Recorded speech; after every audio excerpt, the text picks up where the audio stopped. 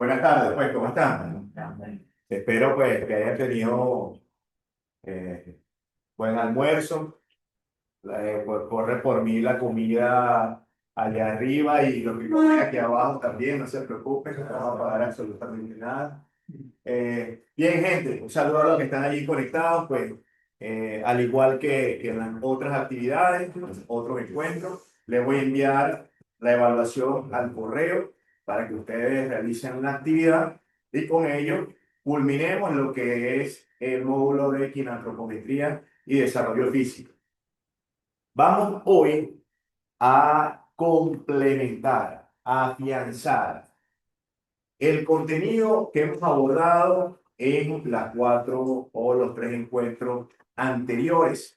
Sí, entonces vamos a hablar de antropometría y desarrollo físico. Vamos a ver qué nos dice la evidencia científica con respecto a algunas variables. ¿Cómo interviene realmente la antropometría dentro del ámbito deportivo? ¿Cómo influye en el rendimiento deportivo desde la base, es decir, desde el desarrollo hasta el alto rendimiento? Porque es importante tratar también lo que es la fase de iniciación y desarrollo. Me gustaría que hoy hiciéramos un pequeño debate. Al final, vamos a hacer una evaluación, como la hemos venido realizando, y va a complementar todo lo que hemos visto en las clases anteriores. No va a ser nada diferente a lo que hemos hecho en los encuentros que hemos tenido anteriormente. Vamos entonces a avanzar. Fíjense ustedes en lo siguiente. El éxito deportivo depende de muchos factores. Dentro de ellos tenemos los aspectos técnicos, tácticos, nutricionales, psicológicos, morfológicos y también entran las capacidades físicas. Pudiéramos incorporar aspectos ambientales dentro de lo que es el éxito y otra serie de aspectos que influyen de manera positiva en obtener una medalla o obtener el primer lugar dentro de una disciplina deportiva. Sin embargo, vamos a hacer énfasis en la parte morfológica, en lo que respecta a el contenido de quinantropometría. Y para ello traje estas tres citas que... no, déjame la donde estas tres citas que realmente afirman que la composición corporal juega un papel importante en el éxito deportivo, en el rendimiento físico. Y observe que tenemos allí a Tanner, un exponente o una persona dedicada no solo al ámbito de el rendimiento, sino también estudiar el crecimiento y desarrollo. Ustedes son médicos, saben que pues Tanner estableció los estadios. Sí, los estadios. Que bueno, a modo de historia luego le cuento cómo fue eso, pero vamos a avanzar acá. Fíjense, no.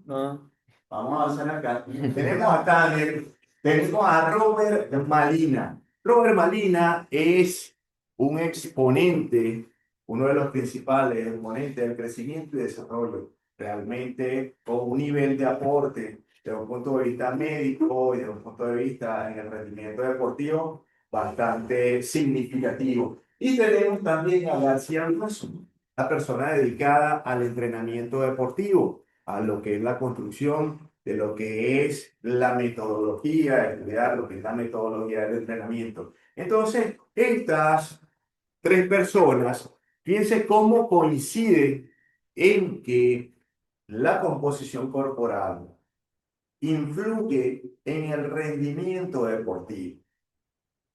Si nos ponemos a detallar cada una de estas citas, pues fíjense el tamaño del cuerpo, las proporciones que lo hemos visto, el físico y la composición corporal juegan un papel importante. La composición corporal inadecuada en el deportista puede hacer que ésta no alcance su máximo rendimiento deportivo. Y si vamos allá arriba, es el físico adecuado puede hacer prácticamente, un físico inadecuado puede hacer prácticamente que no se alcance el nivel de rendimiento que se requiere para la disciplina de deporte. Entonces, basado en esto, podemos concluir que la composición corporal, la morfología, juega un papel importante en el rendimiento deportivo. Y vamos a estudiar cómo influye realmente el rendimiento deportivo y la composición corporal. Cómo influye la composición corporal dentro del rendimiento deportivo. Y vamos a iniciar con lo siguiente. Fíjense ustedes, esta gráfica que tenemos acá es una gráfica del siglo pasado creada por Robert Malina para estudiar el comportamiento del tejido adiposo y el comportamiento de la masa muscular. Estamos hablando de población en general. Esto es lo que realmente nos deberían explicar a nosotros en las universidades para entender desde un punto de vista general cuál es el comportamiento de la masa muscular y cuál es el comportamiento de la masa adiposa en hombres y en mujeres. Fíjense que tenemos allí edades de 0 a 20 años. Este es el comportamiento en líneas generales en personas, en población general. Y vamos a observar lo siguiente. Estudiemos primero que nada lo que es la masa muscular. Los triángulos en color negro representan el género masculino. Y tenemos allí los triángulos en color blanco representa el género femenino. Observen ustedes cómo en la medida en que avanza la edad, llega un momento que entre los 13 y 14 años hay una diferencia significativa entre lo que es la masa muscular entre el hombre y la mujer. Fíjense cómo se disparan los triángulos de color negro con respecto a los triángulos de color blanco, que luego de los 12 a 14 años, hay una especie de achatamiento o meseta. No hay un incremento exponencial como venía ocurriendo a lo largo de los años. ¿Sí? Ahora bien, luego vamos a estudiar cómo es el comportamiento de la masa grasa en hombres y mujeres. Los círculos de color negro representan el género masculino y los círculos de color blanco tenemos el femenino. Entonces, observen cómo de 0 a 12 años el comportamiento es muy similar, pero luego se incrementa en la mujer el tejido adiposo y en los chicos hay una especie de meseta. ¿Eh? Hay una especie de meseta, no hay un incremento. Ahora, ¿a qué se debe esa disminución de la masa muscular, de la masa, el incremento de la masa muscular? Y fíjense en los chicos, pero hay una disminución de la masa adiposa. En el caso de las chicas, no hay un incremento exponencial de lo que es la masa muscular, pero sí de la masa adiposa luego entre los 12 y 14 años. Ahora, en la gráfica de abajo, vemos la diferencia entre los porcentajes de grasa para el masculino con respecto al femenino. Fíjense que el resultado es muy similar. Una vez que estamos entre los 12 años, hay diferencias significativas en el comportamiento del porcentaje de grasa de los chicos con respecto a las chicas. Entonces, esto nos indica a nosotros que en líneas generales el hombre desarrolla mayor masa muscular que las chicas y que las chicas, ese proceso de incremento de tejido adiposo entre los 12 y los 14 años, se debe a que generalmente las chicas en esas edades están en un proceso de desarrollo donde se están preparando para procrear. Y esto genera que el tejido adiposo se incremente por la característica hormonal de la mujer con respecto a la característica hormonal del hombre. Ahora bien, esto es del siglo pasado. Veamos entonces un estudio más reciente. Claro. Fíjense este estudio de Demeral 2006 comparado con el estudio de Malina, nos muestra cómo el comportamiento de la masa adiposa, la masa muscular en niños y en niñas basada en kilogramos y también basada en porcentaje. Observen bien cómo la línea amarilla representa el porcentaje de tejido adiposo en la chica y cómo disminuye en los chicos. Cómo en cantidad de kilogramos la línea en color roja va de manera ascendente, pero la línea en color verde presenta un descenso luego de los 13 años de edad. Entonces, es un comportamiento similar al que nos presenta Malina en el siglo pasado. Ahora tenemos este estudio de Demeran 2006, un poco más reciente, pero veamos el siguiente. Tejido graso con un trabajo de Liu. Estudió la masa grasa mediante DEXA.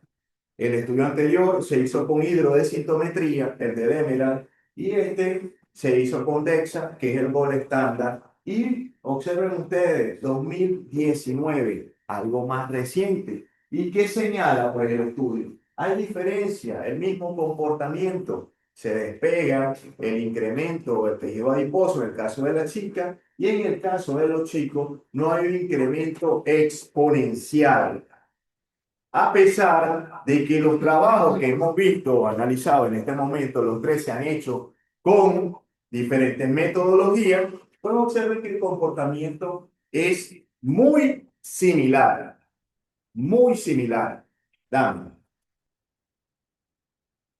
Ahora, ¿a qué o cuáles puede ser uno de los motivos por los cuales hay un incremento de la masa muscular en el caso de los chicos y hay un incremento de la masa adiposa en el caso de las chicas? Pues vamos a corroborar esa información con este trabajo, ¿sí? Que nos muestra la hormona característica del género masculino y la hormona característica del género femenino. Observen ustedes cómo entre los 12 y 14 años se dispara la testosterona en los chicos y cómo el estradiol se dispara en el caso de las chicas.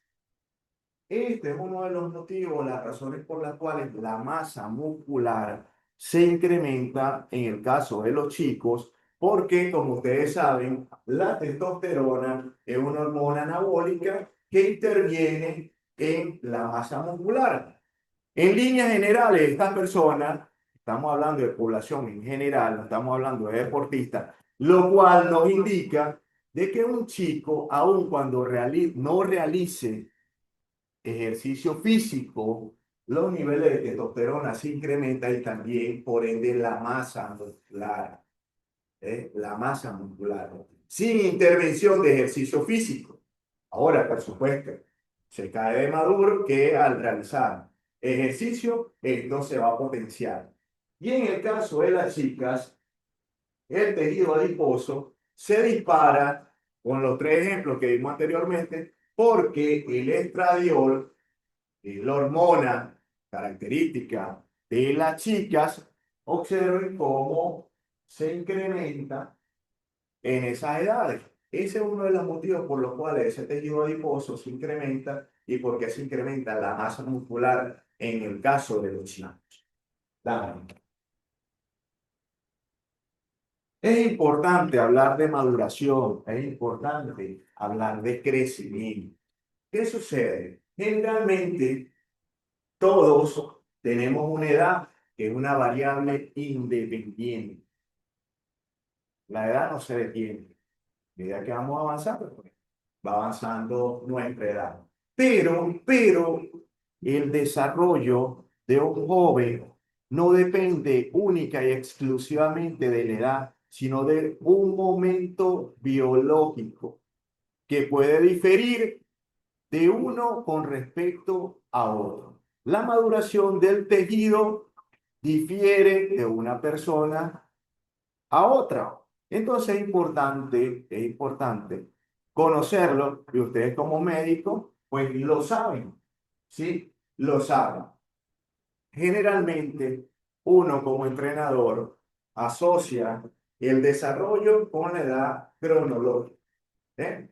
Pero ese despertar hormonal que vimos anteriormente depende realmente de un momento biológico. Y ese momento biológico, observen ustedes que los niveles de testosterona y estradiol se genera ¿dónde? En un Tanner 3, ¿eh? En un Tanner 3. Recuerden ustedes los estadios de Tanner. Tanner 1, ausencia de vello púbico en las zonas genitales.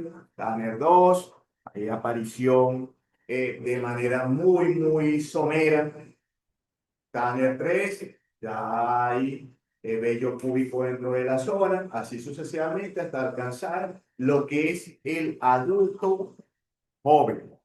¿Sí? Entonces, fíjense que el despertar hormonal está asociado a estos estadios que estableció Tanner. Vamos a pasar. Y acá entonces nosotros con el trabajo de Demeral podemos ver cómo la masa muscular se incrementa en los chicos y cómo la chica disminuye por ese despertar hormonal del cual estamos hablando. Si pudiéramos con el cursor del ratón establecer una línea, pudiéramos apreciar cómo se incrementa la masa muscular sin una tendencia con respecto al achatamiento que tiene en el caso de las chicas, con respecto a lo que son los chicos. Vean, ¿eh? Entonces vamos ahora, piensen ustedes que ya hablamos de masa muscular, hablamos de masa adiposa y cómo se comporta en población en general, en población en general. Ahora vamos a estudiar una de las variables, el peso con relación a la masa muscular en hombre y en mujer. ¿Qué ocurre? Observen ustedes cómo el peso en color blanco se va incrementando con respecto a la edad. Desde allá, desde 0, 17 años, observen cómo se va incrementando. Pero en la medida en que se incrementa el peso, aumenta la masa muscular. Esto es en hombres, ¿sí? En hombres, en la medida que aumenta el peso, aumenta la masa muscular. Ahora, ¿qué sucede con la chica? Vamos a ver qué sucede con la chica. ¿Eh? ¿Qué sucede con la chica? En la medida en que aumente el peso, llega un momento entre los 12 y 14 años de edad donde no hay un acompañamiento entre ese incremento de peso con respecto a la masa muscular. ¿Eh? Y esto se debe a lo que hemos señalado con los trabajos que hemos mostrado anteriormente. Tanto el de Demeral como el de Malina. Dame. Entonces aquí tenemos relación del peso con respecto a la masa muscular en mujeres y hombres. Fíjense, para terminar de afianzar lo que hemos visto, cuál es el comportamiento en el caso de la chica y cuál es el comportamiento en el caso de los chicos. Dame, esto es evidencia científica que nos muestra cómo se comporta cada una de estas variables. Y nosotros veíamos entonces el porcentaje de grasa y veíamos también cómo determinar el peso de la masa adiposa. Y el peso, veíamos también cómo determinar la masa libre de grasa y una serie de variables que intervienen en el ámbito deportivo, y que es clave para potenciar u optimizar el rendimiento deportivo en una disciplina X.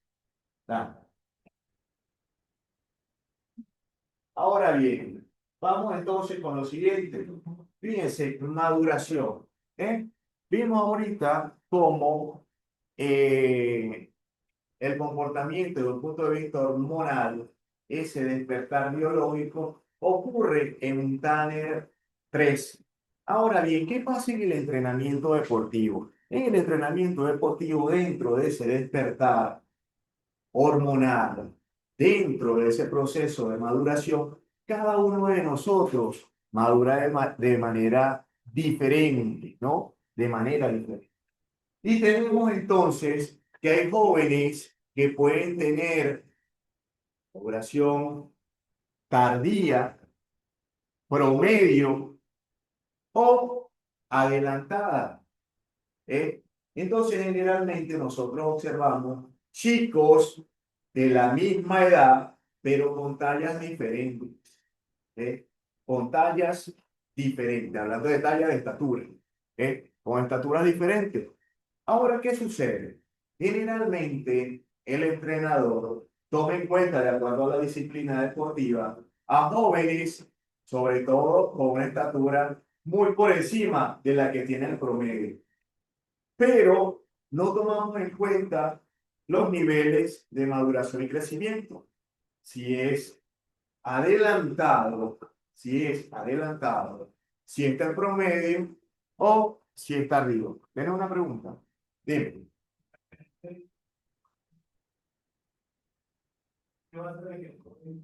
Parte de la muchísimos atletas americanos tienden a tener estándar fuera de esas disciplinas más pronunciadas. O sea, hay una estatura estimada, pero ellos la sobrepasan, siempre ya. Tú lo has dicho, la característica genética del norteamericano es una persona robusta, es una persona alta con respecto a nosotros los latinos. Con respecto a nosotros los latinos. Si tú te vas a Rusia, te vas a encontrar cosas también de este tipo. Entonces, la característica genética de ese grupo de países, por así llamarlo, pues es muy diferente a la nuestra, es muy diferente a la nuestra. Fíjense que acá tenemos la siguiente gráfica, dándole con el cursor y te montas en la primera montañita, vamos a decirlo así, ahí, ahí. Aquí se ubicarían las personas que están adelantadas, es decir, los atletas que están adelantados. En el medio, la que tiene en medio, no, ahí hay tres, esa. ¿Ves? Ahí estarían los que tienen un crecimiento promedio. ¿Eh?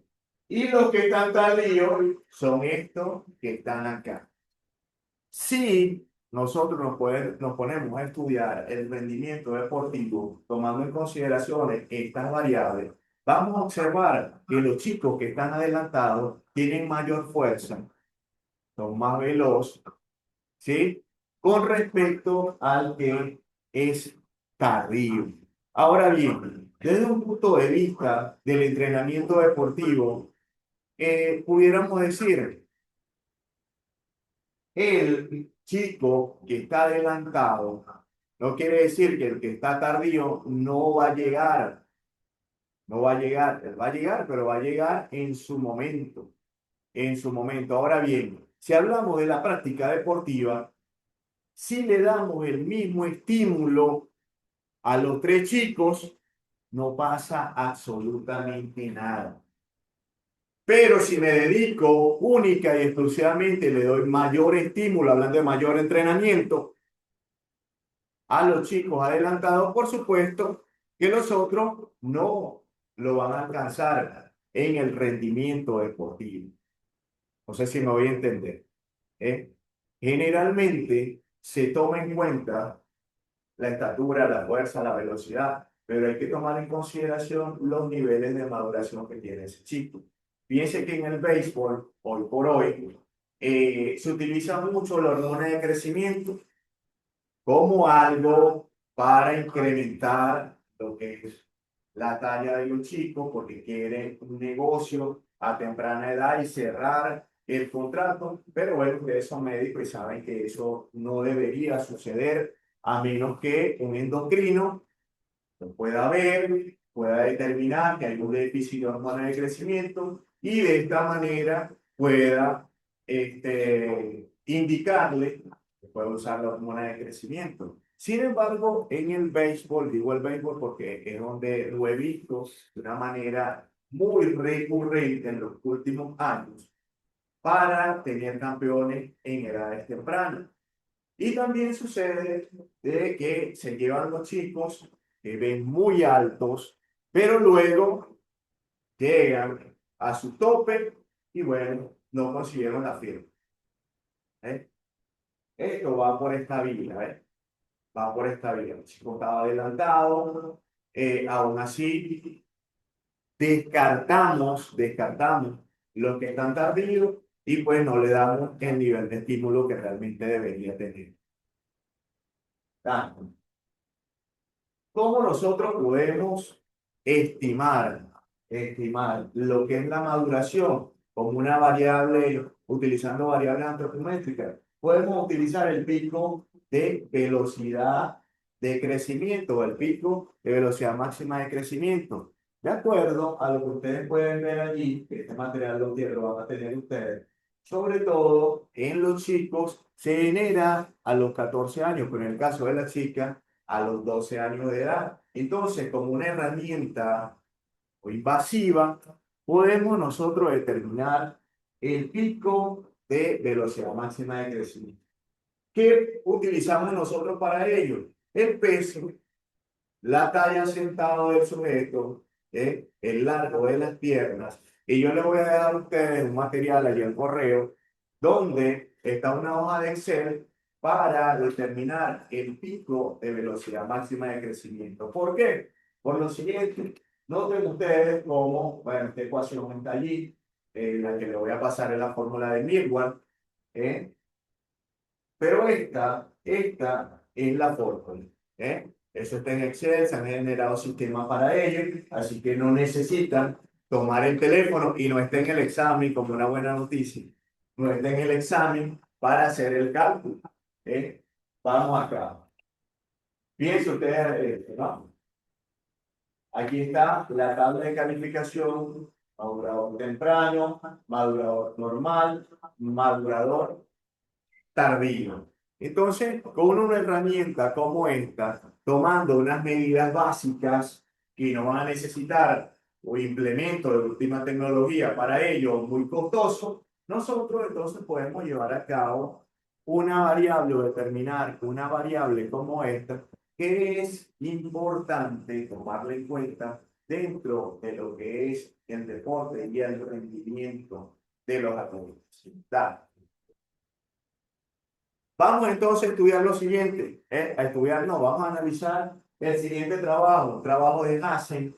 Fíjense ustedes, se evaluaron 110 jugadores de fútbol de 7 clubes de Dinamarca de 12 a 14 años. Se separaron jugadores élite y jugadores recreativos. Hubo 4 instancias de evaluación cada medio año. Todos tenían como mínimo 4 años de experiencia entrenando en el fútbol. Entonces tenemos que dividieron la población en jugadores élite y jugadores recreativos. ¿Cómo fue el rendimiento, Dámelo? Vamos a observar acá cómo fue el rendimiento de los atletas élite con respecto a los recreativos. Noten ustedes que la edad es muy similar entre los recreativos y la élite. Es 4 momentos de evaluación que se realizaron. Empezaron a los 11 años, terminaron a los 13.5, ¿no? Entonces, fíjense la talla. Los élite siempre en los 4 momentos tienen una talla mayor a los recreativos.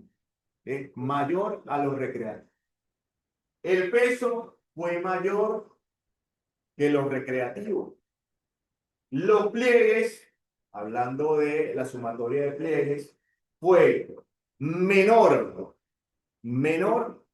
que los recreativos. Y algo que tiene que ver con la maduración, al desarrollo, volumen testicular.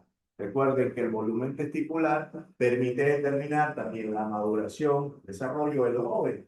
Entonces, el volumen testicular siempre fue mucho mayor en los élite con respecto a los recreativos.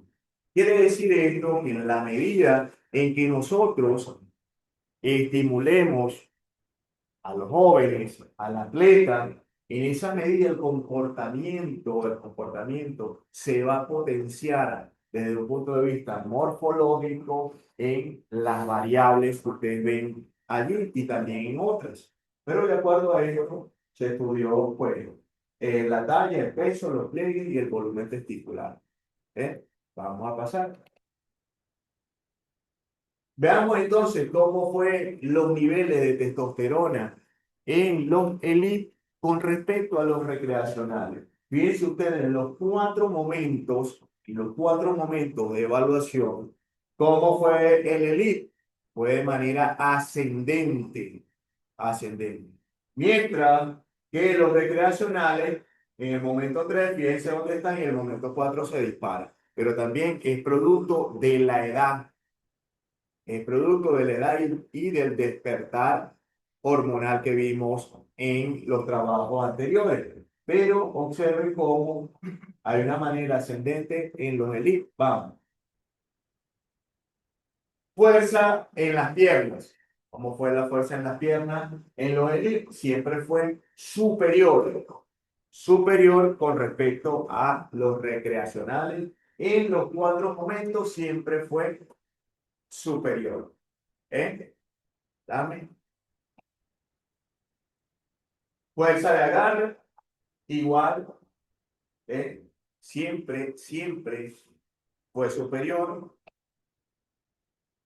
Entonces, esto nos deja ver que, dependiendo del estímulo, dependiendo del nivel de entrenamiento, pues podemos obtener diferencias significativas entre una población y otra. Y para afianzar lo que hemos dicho, vamos con este estudio de Lopo, un estudio longitudinal de 10 a 17 años en mujeres de Estonia. Todos recibían 2 estímulos semanales de educación física, 2 estímulos semanales de educación física. El grupo entrenado, aparte, realizaba atletismo, aparte de esos estímulos. Igual, de 10 a 12 años, 3 horas diarias. El grupo de 12 a 14, 4, 5 horas diarias.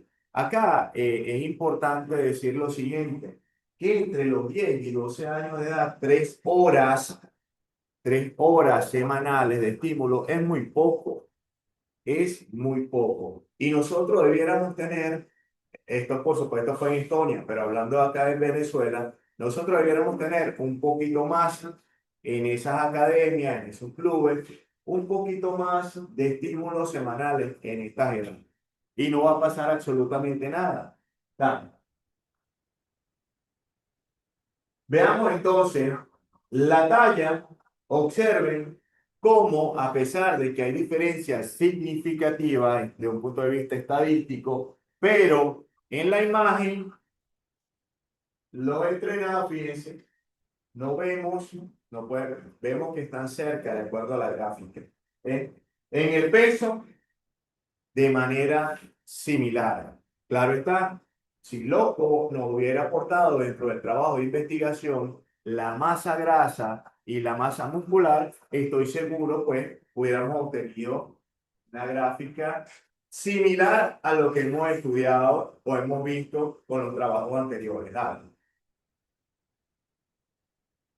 Ahora bien, fíjense, en 30 metros, ¿cómo si hay poco más de brecha entre ambas gráficas que ustedes ven allí? ¿Cómo se dispara con respecto a lo que vimos anteriormente? Entonces, esto nos muestra aún cuando el nivel de estímulo es muy pequeño porque hablábamos que eran de 3 horas. Fíjense entonces cómo con 3 horas el resultado que obtuvimos. Si logramos incrementar la mayor cantidad de estímulos semanales, la diferencia hubiera sido mucho mayor. Dale. Muy bien. Entonces vamos ahora a ver desde un punto de vista del rendimiento, del alto rendimiento, cómo intervienen las variables antropométricas que hemos abordado a lo largo de lo que ha sido este módulo. Fíjense ustedes en este trabajo, se han establecido patrones de referencia con respecto a la estatura y observen que cada disciplina deportiva tiene una estatura promedio que se estableció desde un punto de vista referencial. ¿Eh? Entonces, no es traído por los cabellos de que los gimnastas, fíjense la estatura que deben tener los gimnastas, que deben ser pequeña, de que los jugadores de baloncesto, observen dónde se encuentran los jugadores de baloncesto, y allí cada una de las disciplinas deportivas, cuál es el comportamiento de la talla, y lo hablamos en la clase, de que en el voleibol, la doctora que trabaja en el voleibol, es poco probable que dentro de la selección tengamos un atleta, que sea masculino o femenino, con unos 60 de estatura, a pesar de que me vaya a decir, bueno, pero es el líbero, pero ya en la actualidad debería ser muy bueno, debería ser muy bueno con esa estatura para estar allí. Pero en la actualidad todos esos parámetros se han modificado. Y así en cada una de las disciplinas deportivas que ustedes tienen como equipo multidisciplinario, pues cada una de ellas tiene ciertos parámetros. Veamos entonces el peso. ¿Cómo es el peso en las disciplinas deportivas en el alto rendimiento? ¿Cómo es el peso en la disciplina deportiva y en el alto rendimiento? Vean ustedes que los gimnastas donde se encuentran, ¿eh? Uno de los pesos más bajos, una de las disciplinas con el peso más bajo, los jugadores de baloncesto están allí, los de salto se están en el promedio, pero ahí está donde se pudieran ubicar, y entre comillas, en promedio, de acuerdo al peso, las disciplinas deportivas y cómo se corresponde. ¿Eh? Para, para complementar la información del peso con respecto a la talla, observen este trabajo realizado en Alemania 2007 con respecto a, era para los Juegos de Beijing, observen la estatura de la gimnasta. No superan el 1,55, por lo menos para esta competencia. La mayor tiene 1,54. La menor tiene 1,40 de estatura.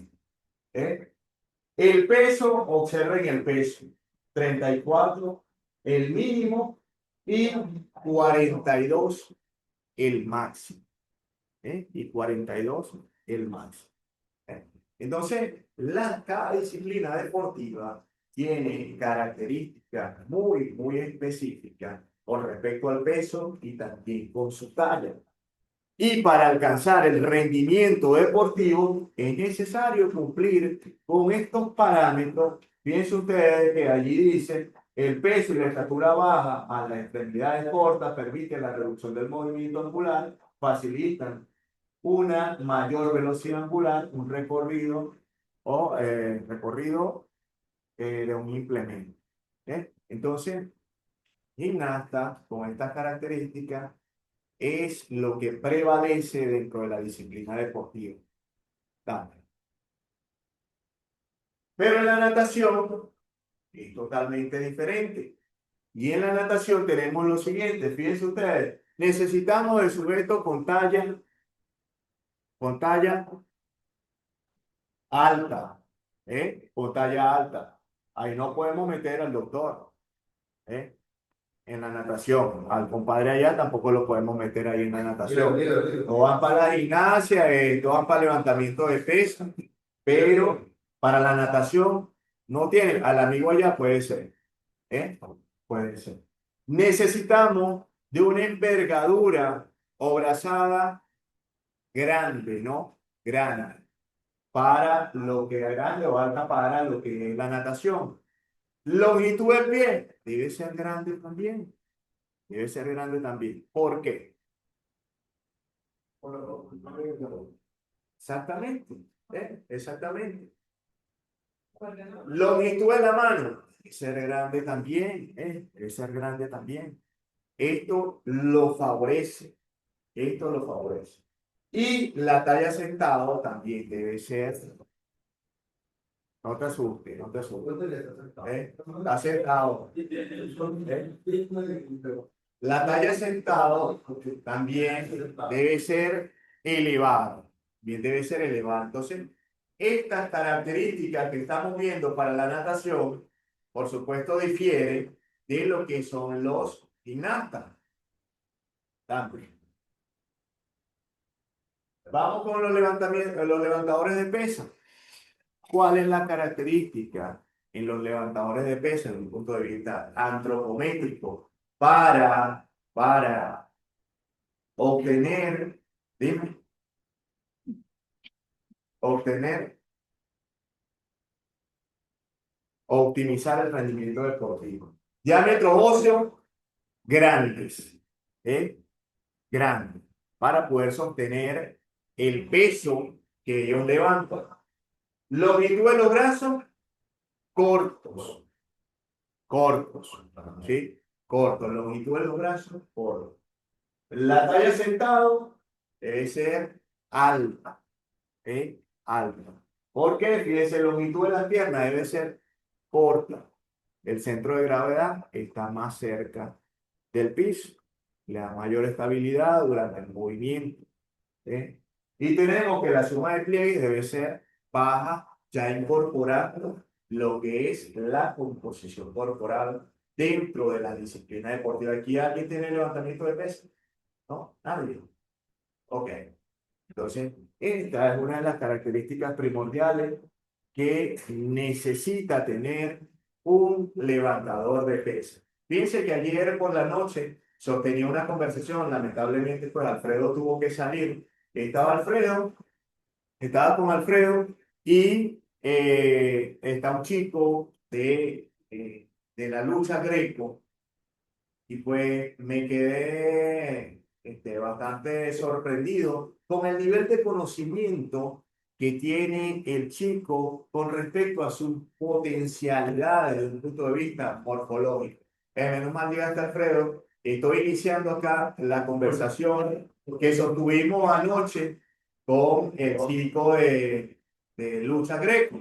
Entonces, el chico, no lo dijimos nosotros, el chico dice, fíjese, yo tengo los brazos cortos, tengo los brazos cortos, esa es una desventaja, porque cuando yo voy a abrazar a sujetos más grandes que yo, me cuesta mucho el agarre, me tengo que valer de otras cosas para poder hacerlo. ¿eh? Lo que tienen los brazos largos, cuando yo hago este movimiento, ya yo inmediatamente me abrazo y se me hace difícil. Lo manifestaba él y yo decía, oye, mira, qué bueno que nos decía lo siguiente, mi talla es no sé cuánto, pero mi envergadura tenía como 4 centímetros. No, 1,74, me dio 1,80 y la envergadura. Ajá, y mi envergadura es 1,74. Entonces mi brazo son cortos, entonces ya tiene un conocimiento desde un punto de vista anatómico de su composición corporal y de todo lo que realmente para él lo favorece y también los pros que tiene de acuerdo a su anatomía para esa disciplina deportiva.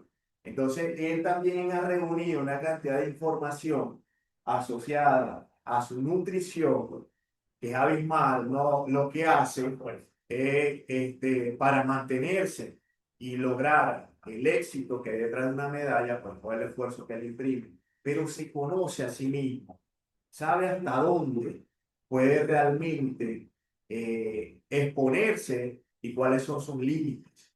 Entonces fue una conversación de verdad muy amena, porque él tiene conocimiento ya, no porque alguien se lo explicó, porque él lo vive diariamente y ha concluido, lo decía él, estas las conclusiones que yo he llegado, la nutricionista me dice esto, pero a mí me funciona. A mí me funciona esto y durante todo este tiempo me ha funcionado de esta manera. Y he podido tener buenos resultados con eso.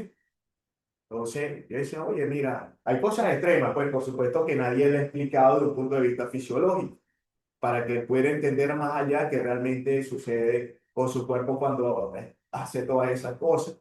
Pero él tiene un conocimiento que ha venido reuniendo en base a su experiencia, y eso es algo importante, ¿no? Eso es algo importante, saber hasta dónde son sus posibilidades y dónde tiene que compensar algunas debilidades que tiene desde un punto de vista morfológico. Entonces, los levantadores de pesas tienen esta característica. Puede, al igual que ese chico, encontremos un sujeto con alguna característica que difiere un poco, pero la compensa con. Ahora, los maratonistas, los fondistas, los machistas, ¿eh? Fíjense cómo, cómo son, ¿eh? Primero debe ser de peso bajo, desde un punto de vista de alto rendimiento. Amateur vamos a encontrar ahí de diferentes pesos, ¿no? Pero el rendimiento deportivo como tal. Peso bajo. Longitud de las piernas, grande o alto. Siempre vamos a ver personas con extremidades inferiores a. Suma de pliegue, baja. Diámetros óseos pequeños, porque son personas ectomórficas, son personas muy delgadas. ¿eh? Y la talla sentado también es baja. Entonces, otra característica de otra disciplina, que no es el voleibol, para no pasar los, las 4 clases hablando de voleibol, lo que fíjense, otras disciplinas deportivas, ¿cuáles son las características desde un punto de vista antropométrico para poder tener un buen rendimiento dentro de esa disciplina, o por lo menos sobresalir en esa disciplina de deporte? ¿eh? Entonces, en conclusión, la antropometría tenemos lo siguiente, tenemos lo siguiente. La antropometría del deportista condiciona su rendimiento físico deportivo, ¿sí o no? Sí. De acuerdo a lo que hemos visto, hemos estudiado, hemos visto trabajos de investigación que se han generado desde un punto de vista desde jóvenes hasta el alto rendimiento, de cómo incide la antropometría para potenciar u optimizar el rendimiento deportivo. A su vez, es indispensable monitorear el crecimiento de la masa muscular y también estudiar cómo lograr minimizar el tejido adiposo. Que es una de las cosas que debemos hacer dentro del alto rendimiento. Ahora hay algo importante. Hay que elegir correctamente los ejercicios y las intensidades. Ya esto queda de parte del entrenador, cómo ajusta las cargas de entrenamiento de acuerdo al periodo donde se encuentre, de acuerdo a la etapa donde se encuentre, de acuerdo a las características del atleta, de acuerdo al nivel que tenga el atleta, pues va a ajustar todo lo que tiene que ver con las cargas. Eso no lo van a hacer ustedes desde el punto de vista médico, eso lo va a hacer el entrenador, ¿no? Pero en líneas generales, a modo de conclusión, podemos entonces llegar al siguiente acuerdo de que la antropometría, sin duda alguna, aporta la mayor cantidad de información dentro de lo que tiene que ver con otros métodos que se utilizan para determinar la composición corporal. Y a su vez, esta información contribuye a enriquecer lo que va a ser la optimización morfológica del atleta. Gente, si tienen alguna pregunta o hay alguna pregunta allí con los chicos que están conectados. Si no hay, vamos con una pequeña evaluación. ¿Saben? Eh, Vamos a culminar el día de hoy la evaluación. Algo que tiene que ver con todo lo que hemos visto. Como les decía, los que están conectados, se los voy a enviar allá el correo, los que tienen el material de la primera, de la segunda clase. Hay quienes ya han enviado la actividad de la primera y la segunda clase. Entonces, vamos a lo siguiente.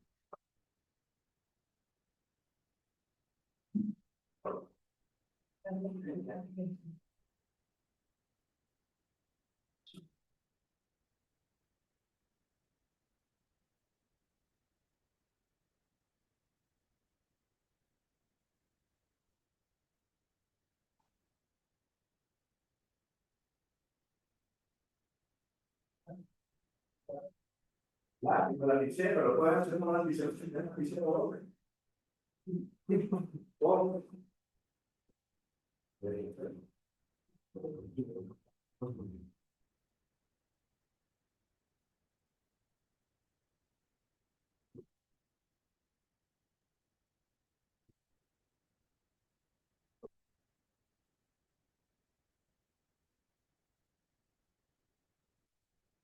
Bien, bien. Ok, entonces. Sí, fíjate, ya lo hizo. Ya lo hizo, te lo acabo de entregar, ya lo terminó. Ese mismo lo puede el nombre nada más. Fíjense, allí tienen las preguntas Este tipo sí. para resolver si revisan, Este tipo tienen sí. alguna pregunta y ponen en este momento para preguntar y le voy a dar 3 minutos para ello, luego vienen los 3 minutos, pero no responder. Pueden utilizar la calculadora, pueden utilizar todo, lo que es la parte teórica la pueden resolver, o pueden utilizar la parte posterior de la hoja para resolver lo que resolverán.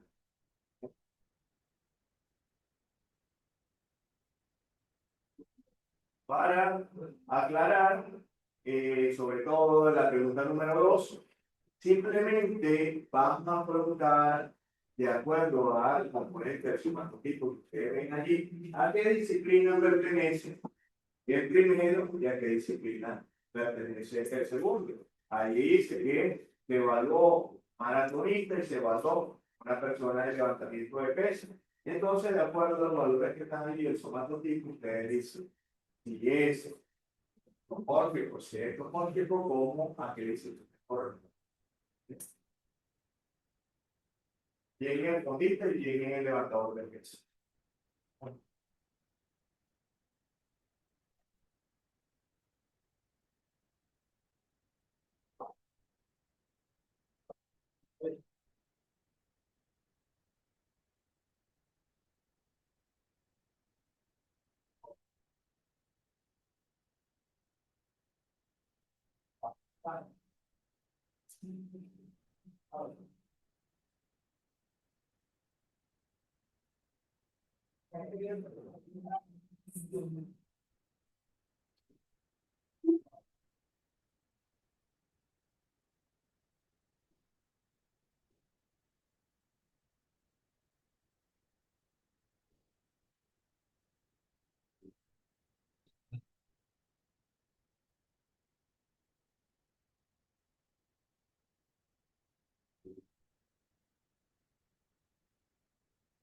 Ahora no vamos a hacer la presentación, no vamos a meter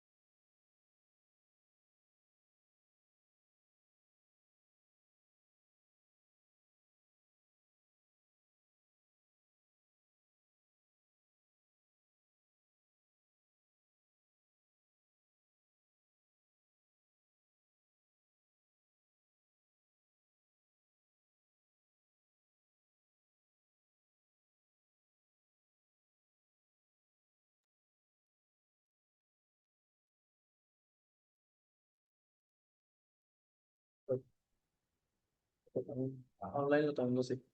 Lo están viendo así. Ajá, está bien, está bien. Sí, así como está bien. Está conectado ahí. Hey, vente, loco, dime.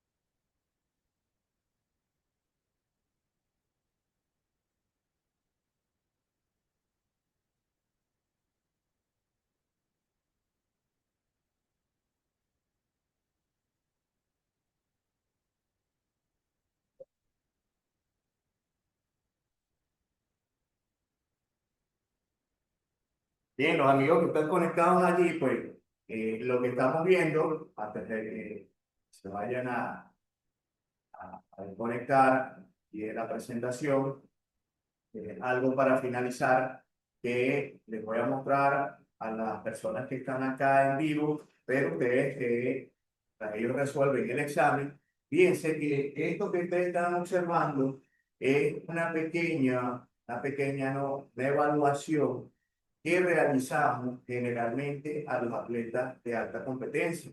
Traje este ejemplo de Darfer Parada, quien es selección de lucha, selección de Venezuela de lucha, va a pintar los juegos y pertenece a Yaracuy. En el 2023 le realizamos esta evaluación y fue medalla en los juegos pasados.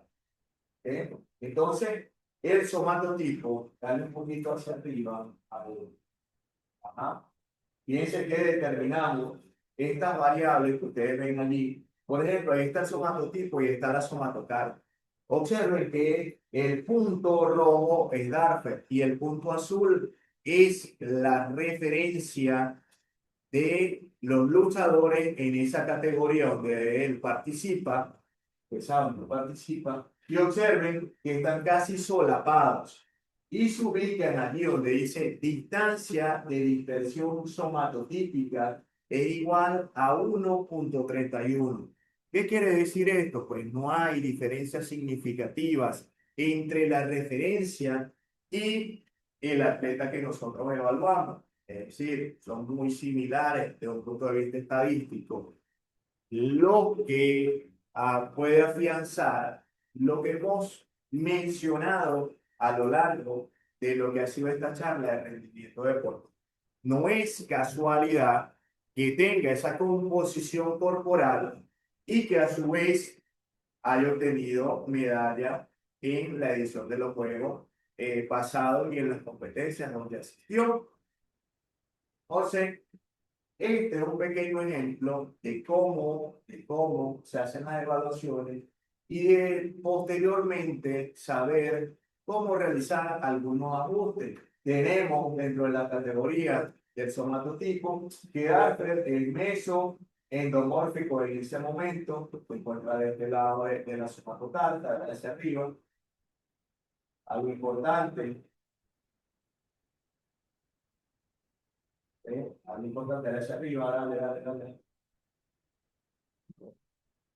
Ahí, ahí, dale un poquito ahí. Fíjense,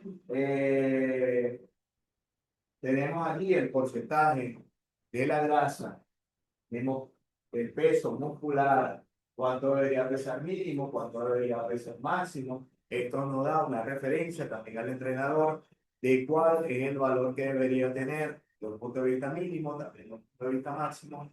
Pero recuerden ustedes que los deportes de combate, pues, se salen del molde.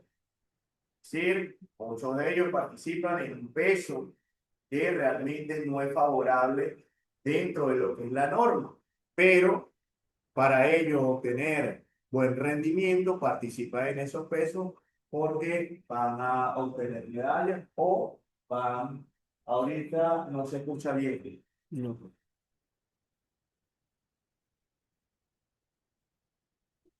Bien, determinamos lo que es el estado nutricional. Allí pueden ver una reserva proteica alta por la cantidad de masa muscular que tiene y una reserva calórica normal, pues no hay algún problema de malnutrición por exceso o por déficit que pudiéramos atacar en ese momento. Dale, dale hacia abajo, hacia abajo, dale hacia abajo, dale. Fraccionamiento de masa, dale, dale, dale, ahí, ahí, En el medio. ajá. Y a modo de entendimiento del entrenador y del equipo multidisciplinario, generalmente realizamos un pequeño informe basado en los resultados obtenidos y en la información que desea tener el entrenador. Observen ustedes allí que hay una especie de enunciado cuando dice composición corporal. Está el modelo matemático que utilizamos, dice Yuhas, el porcentaje de grasa que se estimó fue de 7%. Lo sugerido para su disciplina deportiva está entre 8 y 10%. De acuerdo a esos valores, ahí está cuánto debería pesar. Y esto le da una referencia al entrenador de cómo está realmente o qué representan esos números que aparecen dentro del informe. Amén. También está la interpretación del somatotipo y el estado nutricional, porque son las variables que necesitaba el entrenador a modo de información para lo que era su atleta. Dame otro ejemplo. Quiero mostrarle, no, vamos a salirnos de este y vamos a mostrar otro.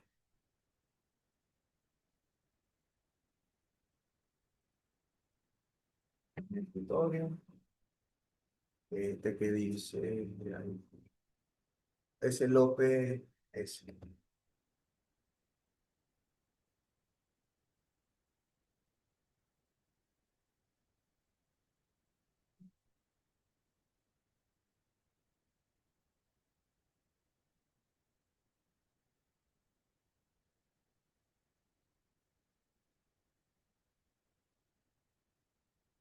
Ellos lo están viendo, los que están ahí en el.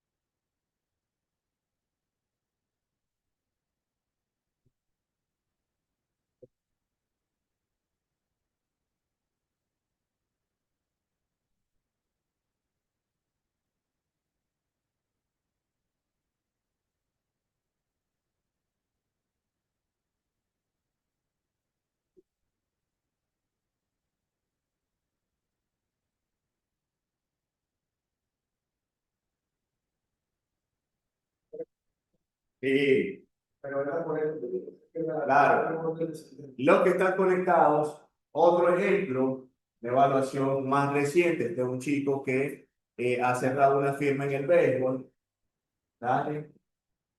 Y también determinamos el somatotipo, ¿vale? En la composición corporal determinamos otras variables muy diferentes a la evaluación que realizamos con el luchador. Acá necesitaba la academia deportiva, necesitaba mayor información y determinamos todo ese conjunto de variables de la masa ósea, la masa residual, la masa muscular, la masa grasa, el porcentaje de la grasa, cómo estaba cada uno de ellos, y también el estado nutricional, porque esta información es relevante para las academias en el medio. Dale, Zapa. Hay algo importante que realizamos, es la proyección de la talla adulta o la talla diana. La realizamos desde un punto de vista antropométrico utilizando un modelo generado por Bailey, ecuación que ha sido generada por Bailey y es la que nosotros utilizamos para determinar la talla diana o la proyección de la talla. Este chico tiene una proyección de talla de 191.1. El modelo tiene una diferencia de más o menos 3. Si determinamos la talla de los progenitores, es mucho más certero el proceso. Hacia abajo, déjamelo ahí. Nosotros pudiéramos determinar el índice de masa corporal, la relación cintura-cadera, que no es algo relevante acá, el índice pórtico, el AKS, que era muy bueno, y otras variables de un punto de vista de proporcional.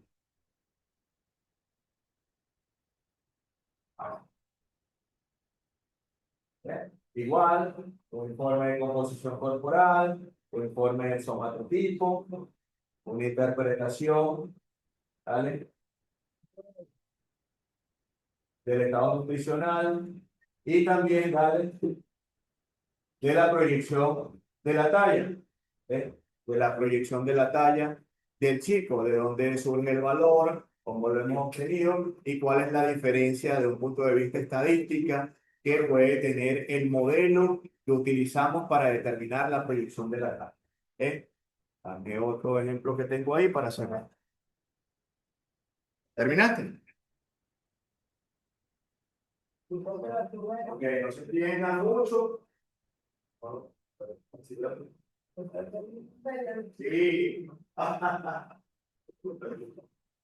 Está haciendo un ensayo.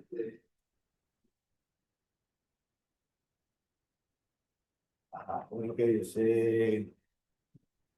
Es la examen. Es examen. En PDF, bueno, métete ahí en el disco duro. Ay, yo el disco duro yo lo tengo. A ver.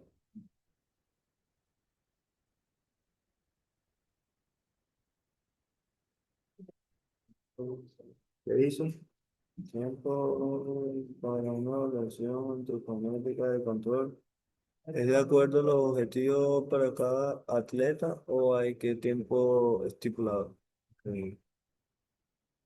El tiempo de control para una evaluación antropométrica depende de las condiciones en las cuales se encuentra el atleta en la primera evaluación. Si hay que hacer alguna corrección de un punto de vista nutricional, hablando de que tiene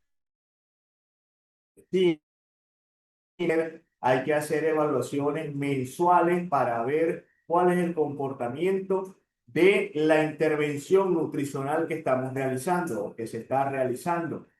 Si no amerita una intervención como esta, porque sus valores están normales dentro de los parámetros, tanto a nivel de tejido adiposo como a nivel de tejido muscular, pues entonces pudiéramos establecer un lapso un poco más prolongado, hablando de 2 o 3 meses para realizar evaluaciones antropométricas. Pero si estamos monitoreando mediante una intervención nutricional para hacer ajustes, ya sea por exceso o por déficit, es necesario realizarla de manera mensual. Salte de ahí. Este es donde dice reservada. Gracias. Dice reservada. Ok. Eh, dice reservado. Ahí en voleibol, en voleibol. No, aquí. Ah, en voleibol. Ahí dice reservado. Y bueno, pues, esto que dice en metro. Agarramos eso. Esto. Ajá. Ábrelo para ver si lo logra abrir aquí. Este computador.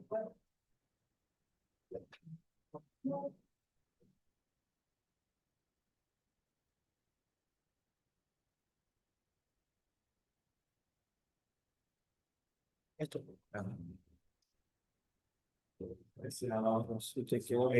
Voy a decir, Sí, y yo lo voy rodando para abajo. para ver, a ver qué te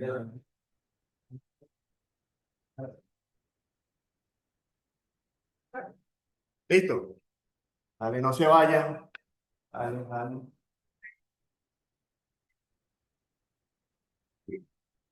Ajá. Ya me va bien. Ok, Ajá. ya para compartirlo. Y lo compartís.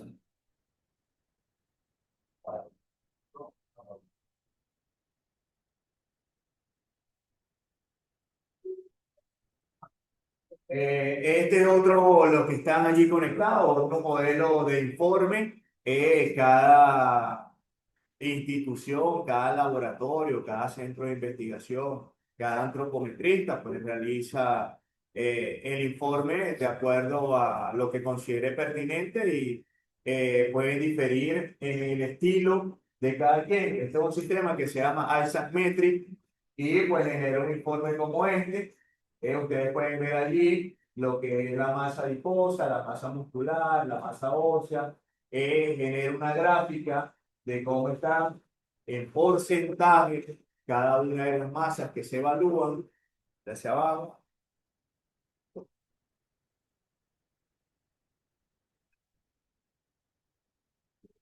Eh, Sirve de modelo por ilustración, por la cantidad de gráficas que tiene, cómo está distribuida cada una de las masas con relación al cuerpo, en base a los porcentajes, donde yo no puedo observar donde hay mayor distribución de las mismas, automáticamente obtenemos como resultado la sumatoria de 6 pliegues y la de 8 pliegues, cual es muy utilizado en el ámbito del alto rendimiento, el hacia arriba, al hacia abajo, hacia abajo. Nos genera una gráfica de cómo están cada uno de los pliegues que nos permite en una segunda evaluación ver donde hubo una disminución o un incremento, porque muestra la primera evaluación, la gráfica de la primera evaluación, que sería esta, y la segunda evaluación.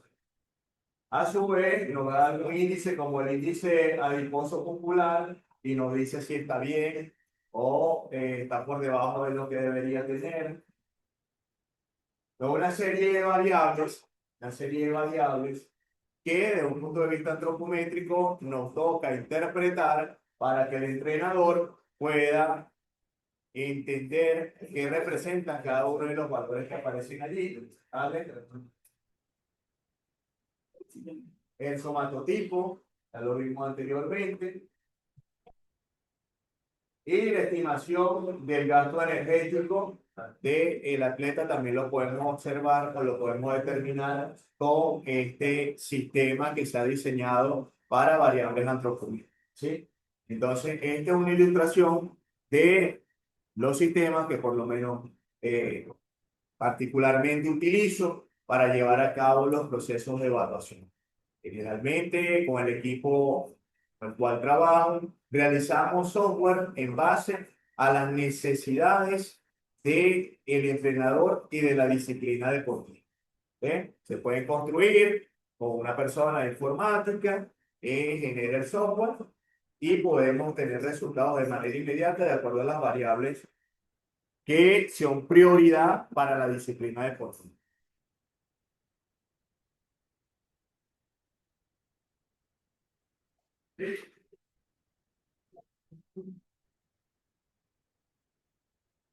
Ya.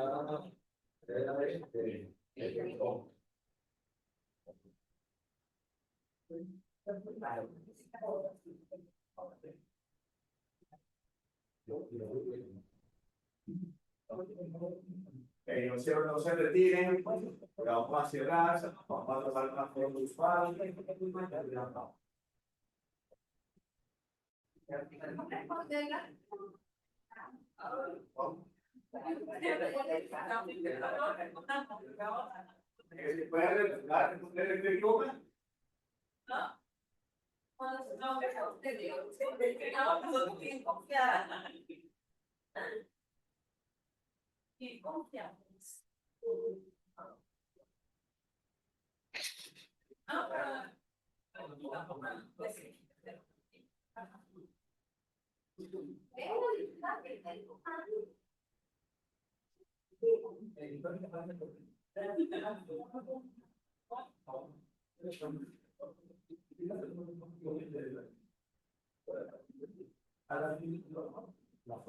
Vamos entonces a cerrar.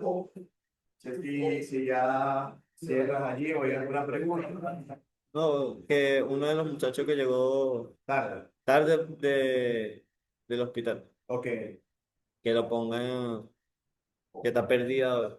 ok, les voy a enviar modelos de informe para que tengan una idea también de lo que es el complemento de la parte antropométrica con la parte física de acuerdo a la disciplina deportiva para establecer en qué porcentaje de rendimiento se encuentra el atleta. También tenemos algunos sistemas diseñados para eso, sobre todo varos de Lara y circuitos varos de Lara en el baloncesto para determinar rendimiento basado en la antropometría y en actitud física.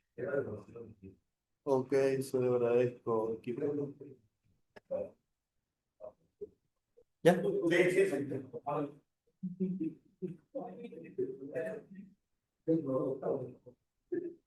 sí.